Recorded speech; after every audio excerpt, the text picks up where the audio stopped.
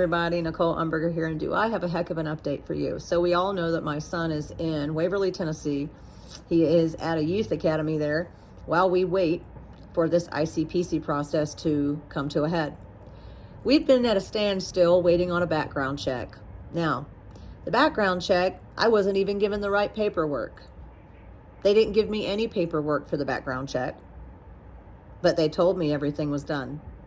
January 31st, I get an email from the Adam Walsh Center, and they're telling me, we need this background check, and we don't have the right paperwork. So I filled it out. My husband filled it out, and they sent it, but they didn't send it that day. They sent it on February 22nd because that's when it was received. They didn't mail it. They emailed it. And every time I asked, have you heard anything? They lied. I've got this guy with DCFS telling me, oh, my licensor is reaching out every day. My licensor is calling, or my screener, or whatever she is. And here's the thing. The person in South Carolina I spoke to said nobody from Salt Lake City has called. And she was pretty upset that people are saying they're calling and they're not. So the way that I found the number to call was on the DCFS website. I just started looking, ICP processes, DCFS. And sure enough, I found where I could get the number and whatever. So when I called and I said, listen, I'm the applicant and we've been waiting on a background check for a while and I'm just trying to find out what's going on because this is standing in the way of my son coming home. She was like, well, what's your name? So I gave her my name. She couldn't find anything. I emailed her the paperwork we sent in, and she was like, oh, okay, I've got it. And she was like, nobody has called about this. I don't even have a voicemail on my phone. Nobody's left voicemails. So these people are yanking my chain, and they're making this thing last 180 days. That's what they're doing. And I don't understand why an ICPC process has to last 6 months. How is that beneficial to the child? That makes no sense. None whatsoever.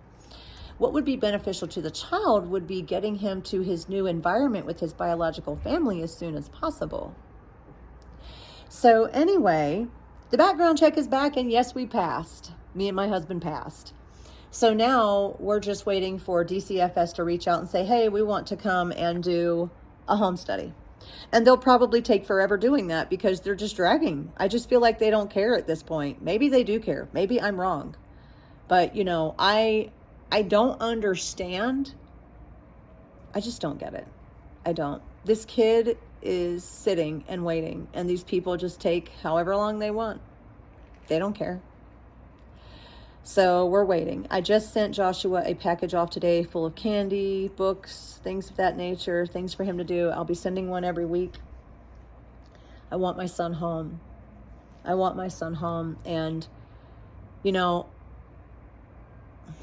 I wish that he could just come home. I just want him home.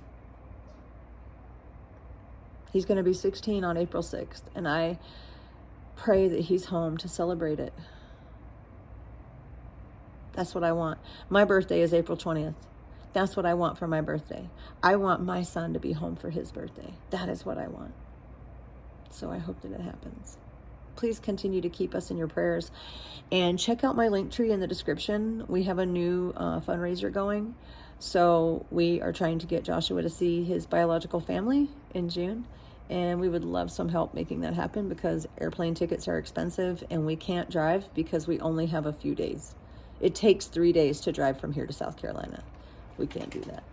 We need to be able to just fly out there and spend 3 or 4 days so Joshua can meet my mom, his grandma, and other cousins and his brothers.